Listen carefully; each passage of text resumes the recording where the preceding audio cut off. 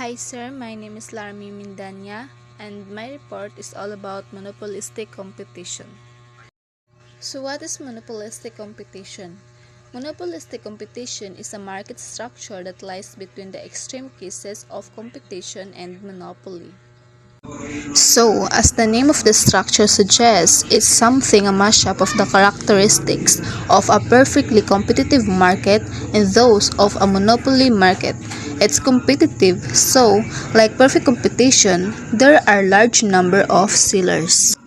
A large enough number so that no individual can affect the overall market, and as the large number of competitors would suggest, there's free entry and exit. Firms find no substantial barriers to entering or departing this market, but moving in the direction of the monopoly, the monopolistic competitor's product is differentiated albeit only slightly from the products produced by its rivals. This product differentiation gives the monopolistically competitive firm a small amount of control over the price it can charge. Not a lot of control because the products are still highly similar but a little control. So, for example is the toothbrush. Toothbrushes are toothbrushes with small differences like angled heads or rubber grip handles or the ability to play a song to tell you how long to toothbrush your teeth. If I, as the customer, believe that the rubber grip handle is the key to good dental health, then the rubber grip handle toothbrush manufacturer will be able to get me to pay a bit more for the product than for any other kind of toothbrush. Not too much more though. Or I'll switch to a close substitute. Notice that in my toothbrush example, there is a real differentiation where there are physical differences in the products. It is possible in this market structure to have artificial differentiation, where two products are physically identical but through marketing. Say attractive packaging or celebrity endorsements. Consumers are convinced that the products are different.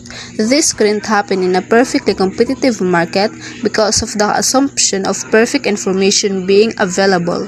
But in a monopolistically competitive market, perfect information does not exist, and consumers can be fooled into believing that products are different by the use of advertising and marketing. In the end, as long as consumers perceive the products to be different, then the products are different. It doesn't matter whether the difference is real or artificial. So, in monopolistic competition, there are lots of competitors with highly substitutable products that have slight differences, and there's free entry and exit. What does the market look like?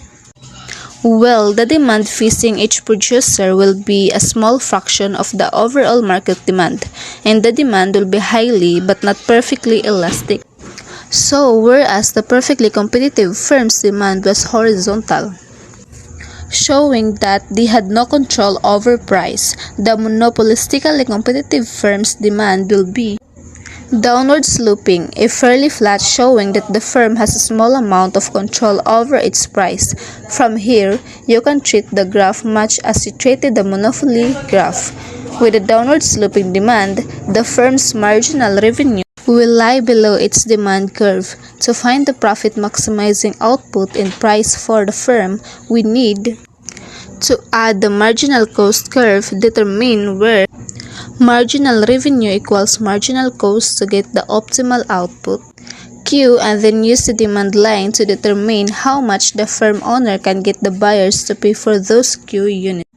Like a monopolist, a monopolistically competitive firm could make money, lose money, or break even in the short run. But like perfect competition, the picture will change long run.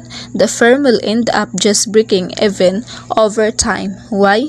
Because not only does the firm have very little market power, remember also the assumption of free entry and exit. If a monopolistically competitive firm is making a profit in the short run, then other firms will see that profit and they will enter the industry. This will draw some customers from the existing firm. lowering demand, and eventually the existing firm will just break even. Remember, if profits still exist, new firms continue to enter until there are no more profits to be had. What if the firm is losing money in the short run? In the long run, then, some firms will leave their customers, will have to shift other sellers so that the remaining firms will see their demand curves increase until such point as they can break even. At that point, exit from the industry stops. So, in the long run, like the perfectly competitive firm, the profits are driven to zero. There is an important difference though. Take a look at the two types of firms. The perfectly competitive firm in the long run always ends up operating at the most efficient point, that is the lowest per unit cost on the long run average total cost curve. Whereas the monopolistically competitive firm always operates just shy of peak efficiency, operating at a slightly higher cost and producing fewer units. That's it, sir. Thank you and God bless.